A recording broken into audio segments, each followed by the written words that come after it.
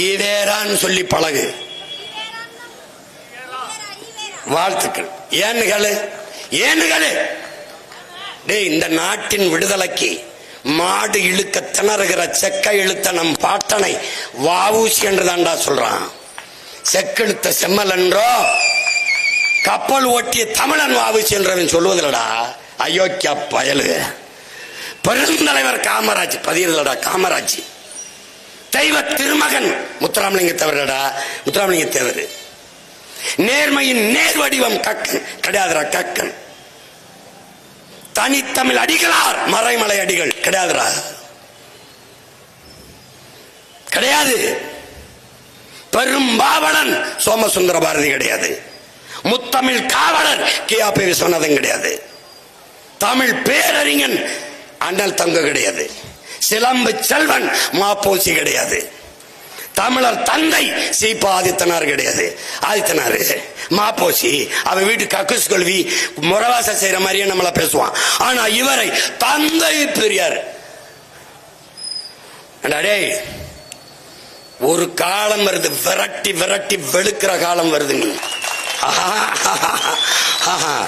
தொலைக்காட்சியில தந்தை பெரியார் எங்க தலைவரை திருப்பிரபாகரன். உனக்கு நக்கல் தானே? நக்கல் தானே தம்பி? சரியாக இன்னும் 1.5 ஆண்டுகள் 2026 படைப்போம் புதிய அரசியல் வரலாறு என்று கிளந்தழுகிற தமிழ் தேசிய பிள்ளைகள்கிட்ட தம்பி நீ என்கிட்ட தப்பிக்க முடியாது. தம்பி தப்பிக்கவே முடியாது. ஏன்? 800 ஆண்டுகளாய் என் இனம் தாங்கி வந்த வலி, வேதனை, காயம், கவலை, கனவு எல்லாத்தையும் தூக்கி நிக்கிற பிள்ளைகள் இங்க நிக்கிறவன். நீ தப்பிக்கவே முடியாது.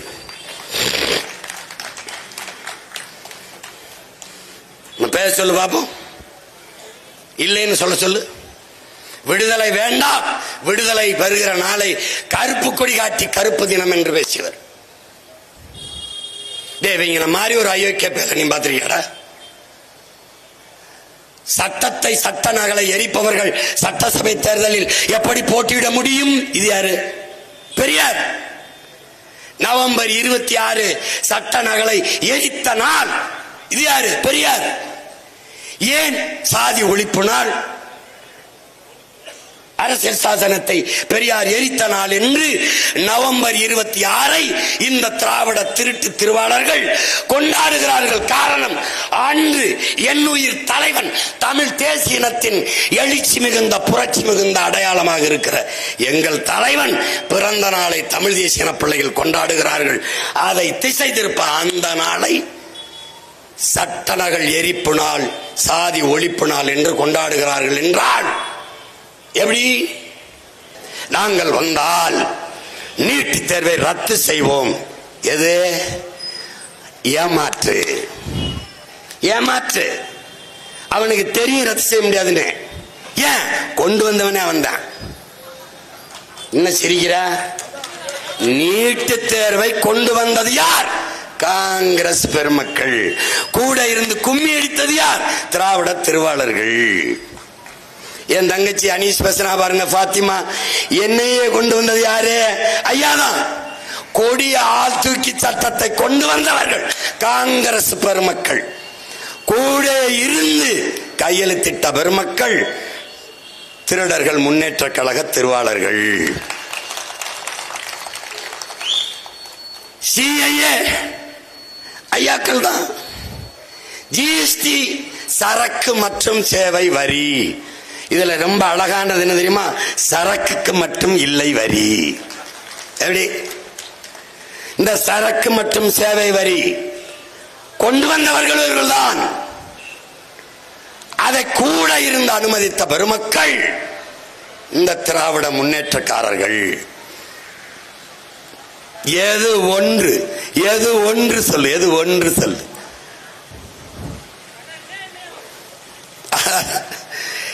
இவர்கள் இன்னும் சொல்ற, நான் வந்தா நீட் ரத்து பண்ணுவேன், நான் வந்தா மதுக்கடையை மூடுவேன். இது ஏமாற்று. இதுல இருந்து ஒரு மாற்றத்தை உருவாக்க நினைக்கிற உங்க பிள்ளைகள் இப்ப உதாரணம் பாருங்க, அண்ணா பல்கலைக்கழகத்தில் ஒரு தங்கை படிக்க போற பல்கலைக்கழக வளாகத்திற்குள் நம் தங்கைக்கு பாதுகாப்பு இல்ல. நடந்துருச்சு, தெரியாம நடந்துருச்சுன்றான் வச்சுக்க.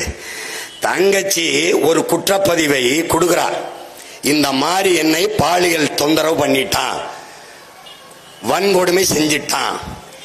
இங்க இருக்கிற என் தங்கச்சிமார்கள், என் உடன் பிறந்தார்கள் யாருக்கும் வராத துணிவு ஒரு தங்கைக்கு வந்தது. உண்மையிலேயே புரட்சி பெண் அந்த மகள்தான். தன்னை அவமதிப்பான், ஊடகம் காட்டும், கேலி பேசுவான், எல்லாம் செய்வார்கள். ஆனாலும் எனக்கு நேர்ந்தது இன்னொரு மகளுக்கு இந்த நிலத்தில் நிகழக்கூடாது என்று துணிந்து காவல் நிலையத்தில் புகார் அளித்த அவள்தான் உண்மையிலேயே புரட்சி பெண்.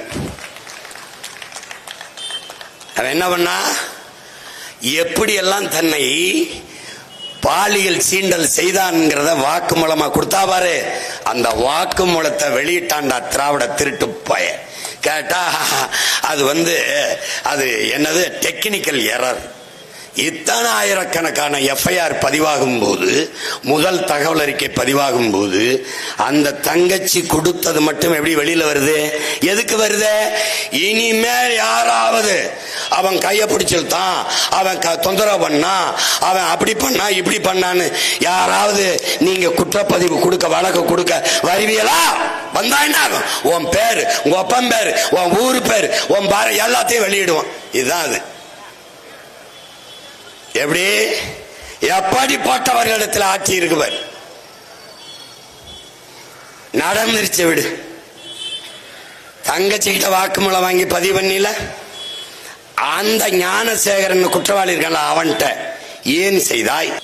அந்த குற்றவாளி இடத்திலே ஒரு வாக்குமூலத்தை பெற்று ஏன் செய்தாய், எதற்காக செய்தாய்? அந்த சாருக்கும் நீ அனுசரிச்சு போகணும் என்றிய அந்த சார் எந்த சார் என்று ஏதாவது விசாரிச்சு இந்த அரசு வெளியிட்டு இருக்கிறதா? போராட சென்ற எங்களை போராடவே அனுமதி தராமல் கைது செய்தது ஏன்? போராட வந்த பாட்டாளி மக்கள் கட்சியினுடைய அதனுடைய சுற்றுச்சூழல் பசுமை தாயத்தினுடைய அமைப்பின் தலைவர் அம்மா சௌமியா அன்புமணியை கைது பண்ணது ஏன்?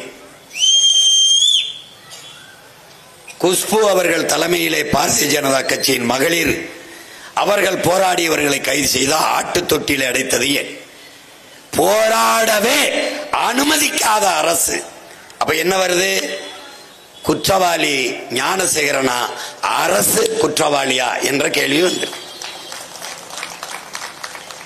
எங்களை அண்ணா பல்கலைக்கழக தங்கச்சிக்கு போராடவே அனுமதிக்காத அரசு என் வீட்டை முற்றுகையிட்டு போராடுவதற்கு 32 இயக்கங்களுக்கு 15 நாளைக்கு முன்னாடி அனுமதியை கொடுத்து முகநூல்களிலே பகிரிலே எல்லா இடத்திலும் சீமான் வீடு முற்றுகிட போறோம் எல்லாரும் வாருங்கள் வாருங்கள் என்று 17,000 சுவரொட்டிகளை தமிழ்நாடு முழுமைக்கும் அடிச்சு ஒட்ட வச்சு 3 மணி நேரம் நடுவீதியில் போக்குவரத்தை நிறுத்தி என்னையை திட்டி என்னையை இழிவாக பேசி முழக்கமிட அனுமதிச்சது எப்படி? இது எப்படிப்பட்ட ஜனநாயகம்? எட்வர்டு ஸ்னோடன் என்கிற ஒரு அறிஞன் சொல்கிறான், என் அன்பு மக்களே, என் அண்மை உடன் பிறந்தார்களே, ஒரு நாட்டில் நடக்கிற குற்றங்குறைகளை எடுத்து கூறுவது, அநீதிக்கு எதிராக அறைகூவல் விடுப்பது அந்த நாட்டிலே குற்றமாக கருதப்படுமே. ஆனால் அந்த நாட்டை குற்றவாளிகள் ஆட்சி செய்து கொண்டிருக்கிறார்கள் என்று பொருள் என்கிறார். இப்போது இதிலிருந்து நீங்கள் புரிந்து கொள்வீர்கள், நன்கு அறிந்து கொள்வீர்கள், இந்த நாடு யாரால் ஆளப்படுகிறது, எப்படிப்பட்ட ஆட்சியாளர்கள் கையிலே இந்த நாட்டின் அதிகாரம் ஒப்படைக்கப்பட்டிருக்கிறது என்பதை நீங்கள் புரிந்து கொள்வீர்கள். இந்த கட்சி அரசியல், தேர்தல் அரசியலில் இருந்து மக்கள் அரசியலை நோக்கி பயணிப்பதுதான், கொண்டு செல்வதுதான் நம் எல்லோருக்கும் இருக்கிற பெரிய கடமை. அதைத்தான் உங்கள் பிள்ளைகள் செய்து கொண்டு இருக்கிறோம். இங்கே பேசிய எல்லாம் நேத்தெல்லாம் பெரியாரை வேண்டுமென்றே விமர்சிக்கிறார் சீமான். சத்தியமாக சொல்கிறேன், பெரியாரை நான் வேண்டுமென்று விமர்சிக்கவில்லை, வேண்டவே வேண்டாம் என்றுதான் விமர்சிக்கிறேன். இந்த பெருமக்கள் எல்லோரும் என் உடன் பிறந்தார்களே. பெரியார் பெரியார் பெரியார் என்று பேசுகிறார்கள். பெரியார் பேசியதை பேச மறுக்கிறார்கள். என்னை RSS பிஜேபி கைக்கூலி என்கிறார்கள். அறிவார்ந்த தமிழ் சமூக தம்பிதங்கைகளே, என்னரும் பெற்றோர்களே, RSS ஆங்கிலேயர்களின் வடமாநில கிளை திராவிடர் கழகம் பெரியார் தலைமையிலே உருவாக்கப்பட்டது. தென் மாநிலங்களின் கிளை, ஆங்கிலேயர்களின் ஏவல் கிளை. எப்படி சொல்ற சீமான்? RSS காரர்கள் சங் பரிவார் ஜனசங்கத்தில் இருந்தவர்கள் விடுதலைக்காக போராடல. பகத்சிங் போல தூக்கலை தொங்கல. எங்கள் பாட்டன் வஉசி போல செக்கை இழுக்கல. என் தாத்தன் காமராஜ் போல, என் தாத்தன் தெய்வ திருமகன் முத்துராமலிங்க தேவரை போல, வாழும் என் அப்பன் நல்லகண்மை போல, எங்கள் முன்னோர்களை போல சிறையிலே இருக்கல. யாரு இருக்கல? பிஜேபி இருக்கல, RSS இருக்கல. இந்த நிலத்தில் பெரியாரும் இருக்கல.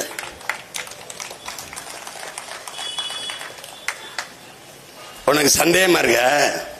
பெரியார படத்தை பார்த்துக்க சொல்லக்கூடாது, படிச்சுட்டு பேசணும். தம்பி, தப்பிக்கவே முடியாது நீ என் தர்க்கத்துல. நீ வானா என்னன்னு சொல்லுவேன், நீ ஆனா இதான் சொல்றேன்னு சொல்லுவேன். ஏன்? என் முன்னவர்களின் மொத்த அறிவையும், என் முன்னவர்களின் மொத்த வீரத்தையும் மொத்தமா வாங்கி ஒத்தையா நிக்கிறேன். பார்த்து பேசணும். நீ என் தாத்தன் பாட்டனை வீழ்த்தின மாதிரி நிக்காத.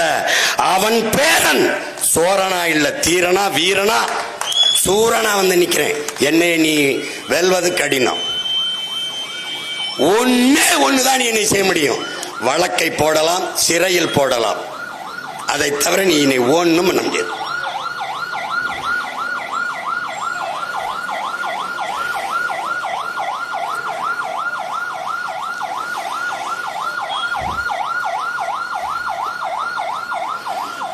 இந்த ஒயின் ஒயின் சங்கு யாருக்கு ஊது தெரியுமா?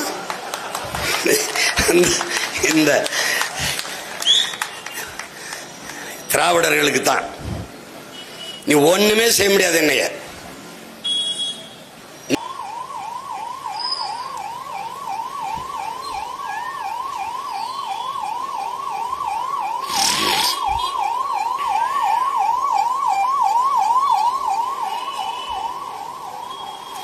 பாதிக்கப்பட்ட போறானா, உள்ள பணம் போதா, ஒன்னும் தெரிய மாட்டேது. ஏன்னா இதெல்லாம் நவீன தமிழகத்துல வருது. ஆம்புலன்ஸ்ல வச்சுதான் காசு கொடுக்குறாங்க. இப்ப நம்ம அப்பத்தா போறா, கணவனை பார்க்க வருவான்னு சுத்தி நிக்கிறான் வெள்ளக்காரன். பார்த்துட்டான், வேலைநாச்சாருன்னு விரட்டுறான். தப்பிச்சு போறா. போகும்போது ஒருத்தி காட்டுல ஆடு மேய்ச்சிக்கிட்டு இருக்கா. அவ பேரு என்ன? உடையாள். வெள்ளக்காரன் குதிரையில போய் வேலைநாச்சார் இந்த பக்கம் இருந்தாளா? ஆமா. எந்த பக்கம் போனா சொல்ல முடியாதுங்கிற. வாழ உருவுறா, இடுப்பு கீழே வெட்டுறா, ரெண்டா துண்டா விழுகிறா. என் பாட்டியை, அந்த வீர மரத்தியை காட்டி கொடுக்காமல் ரெண்டு துண்டாக வெட்டி விழுந்ததால் வெட்டு உடையால் காளியாகி தமிழ் மக்களால் குலதெய்வமாக வழங்கப்படுகிறார் இன்னும் என் ஊர்ல. அதனால வெட்டுடையால் காளி என்று அவளுக்கு பேரு. நல்லா கவனிச்சுக்க. அந்த பாட்டி போய் கணவனின் உடல் மேல என்ன சத்தியம் செய்யறா? இழந்த நிலத்தை போரிட்டு நான் மீட்பேன், இது சத்தியம் என்று தன் கணவனின் உடல் மீது சத்தியம் செஞ்சு போனா. போய் இன்னொரு தாத்தன் கோபால் நாயக்கர் கிட்ட போய் தஞ்சம் புகிறா. தன் மகளாக அவன் அடைக்கலம் கொடுத்து வைக்கிறான். அங்கிருந்து ஹைதர் அலிக்கு கடிதங்கள் எழுதுகிறா. படை உதவி கேட்டு நம் பாட்டி பல கடிதங்கள் பதில் இல்ல. 4 வீரர்கள் நேரடியாக ஹைதர் அலியை பார்க்க சென்றுகிறார்கள். சென்று அங்க போய் நிற்கும் போது ஹைதர் அலி எங்க வேலு நாச்சியார் வரலையா என்று கேட்கிறார். அந்த 4 பேர்ல ஒரு படை வீரன் முன்னாடி 2 அடி வந்து தலைப்பாகையை கலட்டி விட்டு முடியை விரித்து விடுகிறாள் நம் பாட்டி வேலு நாச்சியார். அந்த நொடியில் இருந்த ஹைதர் அலி இடத்துல உறுதியில பேச தொடங்குகிறாள் நம் பாட்டி. என் தாய்மொழி உருதை ஒரு தமிழ் மகள் இவ்வளவு அழகாக பேசுகிறார்களே என்று நெகிழ்ந்த ஹைதர் அலி தன் மகளாக அப்படியே ஏத்துக்கிறார். எங்கேயும் செல்லாதே மகளே, என் கோட்டையிலின் அரண்மனையில் இரு என்று தங்க வைத்து அங்கேயே வைத்து பாதுகாக்கிறான். நம் பாட்டியின் குலதெய்வம் ராஜராஜேஸ்வரி. இவன் இஸ்லாமியன், உருவ வழிபாட்டை துறந்தவன், ஏக இறைவன் அல்லாஹ்வை ஏற்றுக்கொண்டவன், நபியின் மொழியை வழியாக ஏற்றுக்கொண்ட ஹைதர் அலி தன் அரண்மனைக்குள் நம் பாட்டிக்கு பாட்டியின் குலதெய்வம் ராஜராஜேஸ்வரி கோயிலை கட்டி கொடுத்து நீ வழிபடு மகளே என்றார். இத வேலுநாச்சியார் பேரம் பேசாம வெட்டி பைய எவன்டா பேசுவான் இந்த நாட்டில், நான் தான்டா பேசுவேன். அன்று அங்கே இருந்து பல ஆயிரம் வீரர்களை நம் பாட்டிக்கு படைக்கு அனுப்பி அதிலே பீரங்கி படையை உடன் பிறந்தார்களே, பீரங்கி படையை ஹைதர் அலி நம் பாட்டிக்கு கொடுக்கிறார். அந்த பீரங்கி படையின் தளபதியாக தன்னுடைய 19 வயது மகன், ஒரே மகன் திப்பு சுல்தானை, மகனே நம் வீர பாட்டியார் நம் ராஜா மாதா வேலு நாச்சியார் படையின் கீழே இருந்து நீ சண்டை செய் என்று வாழ்த்தி அனுப்பி அந்த படையை வைத்து இழந்த நிலத்தை போரிட்டு மீட்ட மரத்தி நம்முடைய பாட்டி. தமிழன் இன வரலாற்றிலே இழந்த நிலத்தை மீட்டவள் நம் பாட்டிதான். அதற்கு பிறகு நேரு ரத்தம் நேரடி வாரிசு நம் உயிர் தலைவன். இழந்த நிலத்தை ஆன இரவை திருப்பி அடித்து பிடித்து மீட்டவன் அவன்தான். தமிழர் இன வரலாற்றில் இழந்த நிலத்தை மீட்ட வரலாறு பாட்டிக்கும் பேரனுக்கும் தான் உண்டு. அங்கு திப்பு சுல்தான் இல்லை என்றால் பாட்டி இல்லை. பாட்டி வந்து மறுபடி அரிசனையில் உட்கார்ந்து தன் மகள் திருமணம் முடித்து வெள்ளச்சி அவன் கண்ட பெண்களோடு தொடர் வச்சு குடிச்சு உடல் நலத்தை கெடுத்து தன் மகளின் கணவன் இறந்த பிறகு இளவயதிலேயே மகளை கைம்பெண்ணாக பார்க்க மனசு வராத வாட்டி மனம் சோர்ந்து நாட்டை நம் வீர பெரும்பாட்டன்கள் மருதிருவரிடத்திலே ஒப்படைக்கிறார். எப்படி இந்த மண்ணை இந்த மக்களை பத்திரமாக பாதுகாக்க இந்த வீரர்களை விட்டால் வேறு யாராவது உண்டா என்று கேட்கிற போது மக்கள் இல்லை என்கிறார்கள். நம் பாட்டன்கள் மருதுபாண்டியரிட்டு ஆட்சியும் அரியணையும் ஒப்படைத்து விட்டு மகளை கூட்டிக் கொண்டு நம் பாட்டி வேலுநாச்சியார் சென்று விடுகிறார். ஹைதர் அலியும் துப்பும் இல்லை என்றால் நம் பாட்டியும் இல்லை, நம் பாட்டன் மருதுபாண்டியும் இல்லை. இது வரலாறு. இங்கே ஒரு மகன் 19வது மகன் வந்து கொண்டிருக்கான். அப்படியே ஹைதர் அலியிட இருந்து வீரர்கள் கப்பத்தை வசூலித்துக் கொண்டு போகிறார்கள் குதிரையிலே. ஒரு பையன், சின்ன பையன், 19 வயசு பையன் குறுக்கால நிப்பாட்டிறான், நில்றான்னு.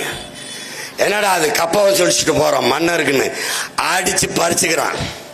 போங்கடா அப்படின்னு அங்க போய் மன்னர்கிட்ட போய், நாங்க மன்னர்கிட்ட போய் கேட்கும்போது நாங்க என்ன பதில் சொல்றது? யாரு இந்த கப்பத்தை பறித்து கொண்டதுன்னு சொன்னா நாங்க என்ன சொல்றது?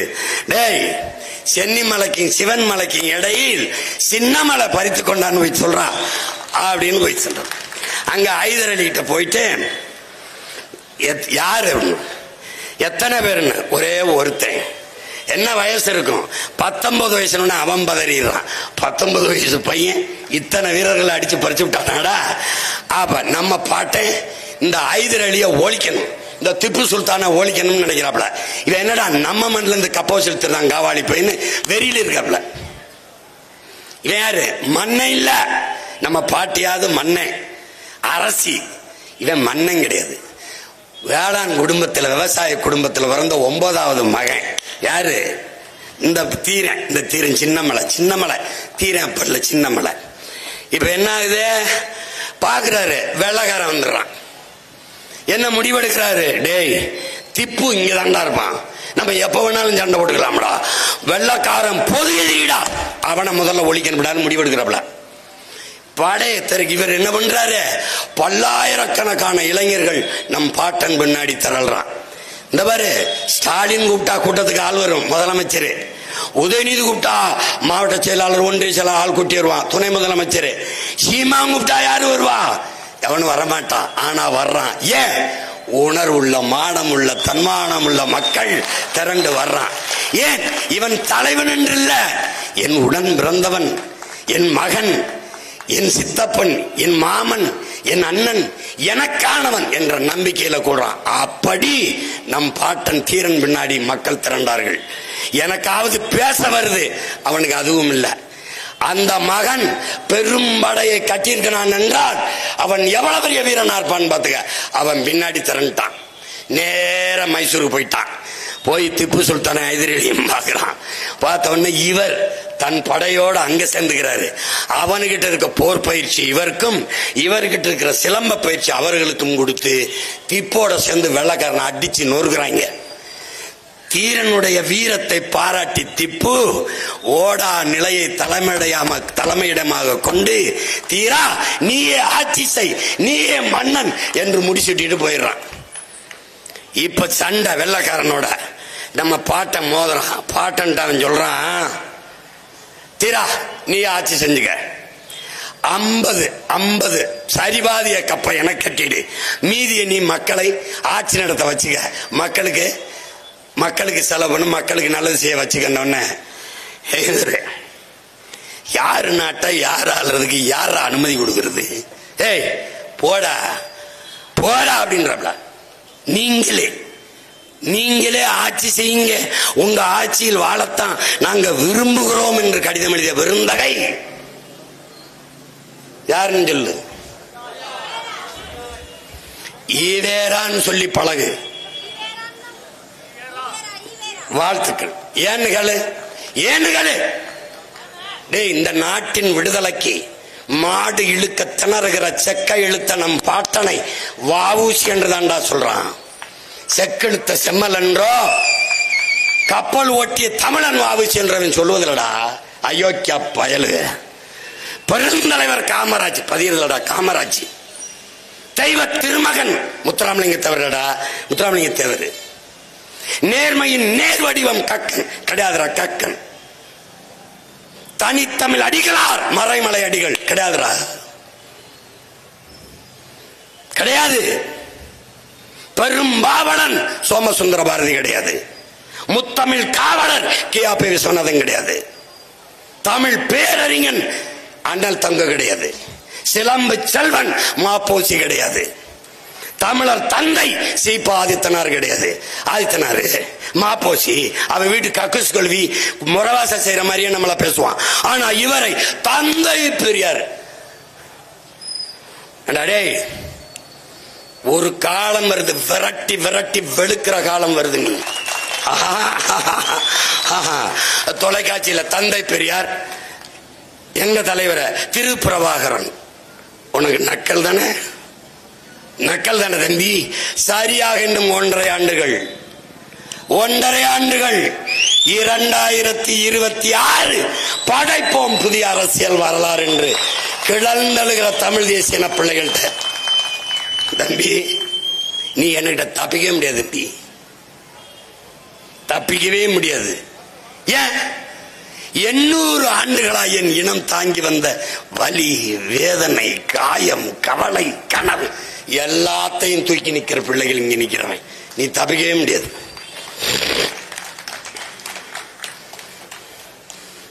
பேச சொல்லு பாப்போம். இல்லைன்னு சொல்ல சொல்லு. விடுதலை வேண்டாம், விடுதலை வருகிற நாளை கருப்பு கொடி காட்டி கருப்பு தினம் என்று பேசியவர். தேவங்கிற மாதிரி ஒரு அயோக்கிய பேச நீ பாத்திருக்கியாடா? சட்டத்தை சட்ட நகலை எரிப்பவர்கள் சட்டசபை தேர்தலில் எப்படி போட்டியிட முடியும்? இது யாரு? பெரியார். நவம்பர் 26 சட்ட நகலை எரித்த நாள் இது யாரு? பெரியார். ஏன் சாதி ஒழிப்பு நாள், அரசியல் சாசனத்தை பெரியார் எரித்த நாள் என்று நவம்பர் 26 இந்த திராவிட திருட்டு திருவாளர்கள் கொண்டாடுகிறார்கள். காரணம், அன்று என்னுயிர் தலைவன் தமிழ் தேசிய இனத்தின் எழுச்சி மிகுந்த புரட்சி மிகுந்த அடையாளமாக இருக்கிற எங்கள் தலைவன் பிறந்த நாளை தமிழ் தேசிய இன பிள்ளைகள் கொண்டாடுகிறார்கள். அதை திசை திருப்ப அந்த நாளை சட்ட நகல் எரிப்பு நாள், சாதி ஒழிப்பு நாள் என்று கொண்டாடுகிறார்கள் என்றால் எப்படி?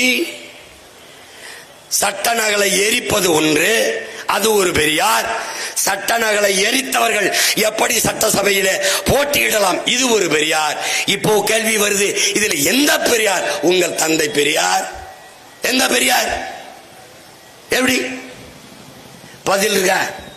ஏய், RSS கோட்பாடு பிஜேபி கோட்பாடு சொல்றான். ஒரே நாடு, ஒரே மதம், ஒரே மொழி, ஒரே இனம். இதானடா, இதானே. இந்த ஒரே தேர்தல் வரும்போது இந்த பெருமக்கள் குதிக்கிறது என்ன? ஒரே நாடு ஒரே தேர்தல். ஐயோ, இது அதிபர் ஆட்சிக்கு இட்டு செல்கிறது, இது ஜனநாயகத்தை படுகொலை செய்கிறது. இந்த ஜனநாயக படுகொலையை, இந்த ஒரே நாடு ஒரே தேர்தலை தமிழகத்தில் முதலாக ஆதரித்து பேசிய பெருந்தகை திராவிட முன்னேற்ற கழகத்தினுடைய முன்னாள் தலைவர், இந்நாள் தலைவருடைய தந்தையார் ஐயா கருணாநிதி அவர்கள். தேவையற்ற செலவை குறைப்பதற்காக ஒரே நாடு ஒரே தேர்தலை திராவிட முன்னேற்ற கழகத்தினுடைய பொதுக்குழுவிலே கூட்டி நாங்கள் ஒரு தீர்மானத்தை போட்டு பிரதமர் அம்மையார் இந்திரா காந்தி ஒரு இடத்திலே சமர்ப்பித்த இருக்கு. வலையொலியில தட்டிப்பாரு 1971 பெருந்தகை பேசியது இருக்கடா. இன்றைக்கு இவர் அது ஜனநாயக படுகொலை, அது அதிபர் ஆட்சிக்கு இட்டு செல்லும். இதையே RSS கோட்பாடு ஒரே மொழி இந்தி, ஒரே நாடு இந்திய, ஒரே மதம் இந்து மதம். இதையே கோட்பாட்டை உன்னால் நம்ப முடியாதா? நீ சொல்ற சோ கால்டு பெரியாரா? இவே ராமசாமி பெரியார். இந்த நாடு வளர்ச்சி அடையாமல் இந்த நாடு இருப்பதற்கு காரணம், இந்த நாடு நன்றாக வளர வேண்டும் என்றால் ஒரே நாடு, ஒரே மொழி, ஒரே இனம், ஒரே கட்சி, ஒரே தேர்தல், ஒரே மதம் என்று இருக்க வேண்டும் என்று எழுதினது இருக்கு. எவனாவது ஆதாரங்களும் காட்டு. இப்ப யாரு RSS, யாரு பிஜேபி, பி டீம் பெருமக்களை? பதில் சொல்லு. ஆவுன்னா கத்திர, ஆவுன்னா பேசிருது. ஆவுன்னா பிஜேபியின் பி டீம், ஏன் நாம் தமிழர் கட்சியின் சீமானோ? அப்ப பி டீம் ஏ டீம் ஒன்று இருக்குல்ல, யாரு? எப்படி ஒழிக்கணும்டா அவங்கள, ஒழிக்கணும். நேரம் ஆயிடுச்சா? ஆயிடுச்சா?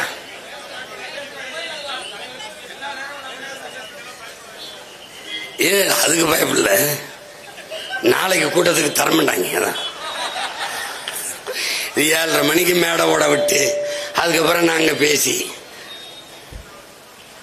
இப்ப இதுல என்ன நீங்க கவனிச்சுக்கணும்னா, என்ன சொல்றாரு, நாம் தமிழர் கட்சியில இருந்து கொஞ்சம் பேர் விலகி போய் திமுக சேர்றாங்க. அத திமுக இருந்தே கொஞ்சம் பேரை சேர்த்து நிறைய பேர் சேர்றாங்கன்னு காட்டுறாங்க. காட்டிட்டு போட்டோம். ஆனால் எந்த கட்சியிலிருந்து விலகி சேர்ந்தார்கள் சொல்ல முடியல. ஏன்? நாம் தமிழர் என்று பெயரை உச்சரிக்கவே பயம். இவங்க எப்படி தெரியுமில்ல, தமிழா இன உணர்வு கொள். இவங்கதான் தமிழர் இன உணர்வு கொள்ளும் போது ஆளை தேடி தேடிக்கொள். இதுதான் இவங்க கோட்பாடு. இப்போ கண்டவர்கள் எல்லாம் எப்படி? கண்டவர்கள் எல்லாம் நம்மை எதிர்க்கிறார்கள், விமர்சிக்கிறார்கள். யார் பேசியிருக்கா? மாண்புமிகு நம்ம ஐயா முதல்வர் ஸ்டாலின் அவர்கள். கண்டவர்கள் யார்? நாம தான். எதை கண்டவர்கள்? எதை கண்டவர்கள்? கணக்கில்லாத இவர்கள் ஊழலை, கணக்கில்லாத இவர்கள் லஞ்சத்தை, கேடுகட்ட முறைகட்ட இவர்கள் ஆட்சியை, அதையெல்லாம் கண்டவர்கள். கண் முன்னே நம் மண்ணின் வளத்தை, திருடி திருடி வித்து கொண்டிருக்கிற இவர்களின் கொடுஞ்செயலை கண்டவர்கள், கச்சத்தீவை எடுத்து கொடுக்கும் போது கைகட்டி பதவிக்காக நின்றவர்கள் அதை கண்டவர்கள், காவிரி நதிநீர் உரிமையை நம் கண்முன்னே பறிகொடுத்து நின்றவர்கள் அதை கண்டவர்கள், கடலுக்குள்ள 850 மீனவர்களை சுட்டுக் கொள்ளும் போது வேடிக்கை பார்த்து நின்றார்கள் அதை கண்டவர்கள், தமிழர்கள் தாழ்நிலை இழிநிலை அடைந்து 1000-500க்கு கையேந்துகிற நிலைக்கு தள்ளப்பட்டதை பார்த்தவர்கள் கண்டவர்கள், கடைசியாக கண்முன்னே இன விடுதலைக்கு போராடிய நம்முயிர் சொந்தங்கள் லட்சக்கணக்கான மக்களை கொன்றவர்கள் கூட நின்றவர்கள் அதை கண்டவர்கள் நாம். அதனால் இவர்களை எதிர்க்கிறோம், விமர்சிக்கிறோம், பேசுகிறோம்.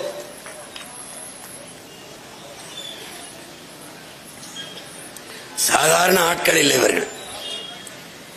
இந்த சீமானவன் தம்பியலும் பேசுறாங்க, ஓட்டு கேட்க மாட்டேங்கிறாங்க.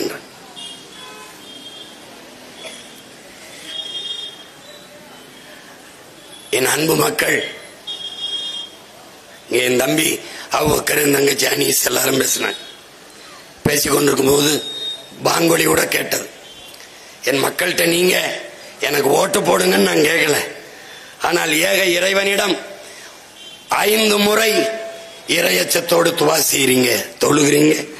இந்த பாவப்பட்ட இந்த பிள்ளைகளுக்கு ஒரு வெற்றி கிடைக்க வேண்டும் என்பதற்காக ஒரு நொடி எங்களுக்காக எல்லாம் வல்ல ஏக இறைவனிடத்திலே ஒரு நொடி எங்களுக்காக துவா செய்யுங்கள்.